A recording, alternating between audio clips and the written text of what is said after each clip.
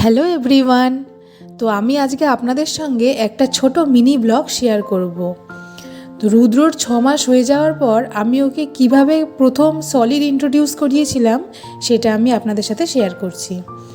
তো এখানে একটা বাটির মধ্যে দেখছেন অনেক কিছু কাটা আছে। কি কি কাটা আছে সেটা আমি আপনাদেরকে বলছি। ওর 3 মাস পর থেকে লেবুর রস স্টার্ট হয়েছিল, 4 মাস পর থেকে আপেলের রস বা আপেল সেদ্ধ বলতে পারেন, 5 মাস পর থেকে ওর শুধু সবজি সিদ্ধ সেটা দিতে বলেছিলেন স্যার। তারপরে এখন 6 মাস যেহেতু হয়ে গেছে, এবার ওকে ভাত দিতে হবে। আলু, পেঁপে, পালং শাক, গাজর আর পটল।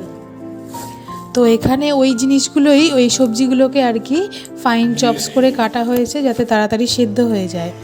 এবার আমি এইটুকু চাল দেব, গোবিন্দভোগ চাল, আর একটু ভালো জাতের মুসুর ডাল দেব। সবজি সিদ্ধ করতে বসিয়ে দিয়েছি, তো এর মধ্যেই আমি ওই চালটা আর ডালটা দিয়ে দেব, আর সামান্য তেল আর নুনও দেব। ডক্টর আমাকে ওই রাইস ব্র্যান অয়েলটাই দিতে বলেছেন, তো আমি ওইটাই দিয়েছি। আর অনেক ডাক্তার বারণ করে যে নুন দিতে নেই, কিন্তু ডাক্তার আমাকে বলেছেন যে আমাদের থেকে ওদের টেস্ট বাড বেশি থাকে, তো একটুখানি নুন দিতে পারো। তো আমি সামান্য পরিমাণেই ওর পাতে নুন দিয়েছি। এবার এই কনসিস্টেন্সিতে রেখে আমি এটাকে ম্যাশ করব। এবার ওর খিচুড়িটা রেডি হয়ে গেছে। খিচুড়িটা আমি ভালো করে ম্যাশ করে তারপরে আমি ওকে খাওয়াই। তো প্রথম দিকে এটা খেতে চাইতো না, মানে বমি করবে এরকম ভাব, তারপরে এটা খাওয়া স্টার্ট করেছে। তো এইভাবে আমি প্রথম থেকে ওকে খাবার ইন্ট্রোডিউস করানো শুরু করেছি। টাটা।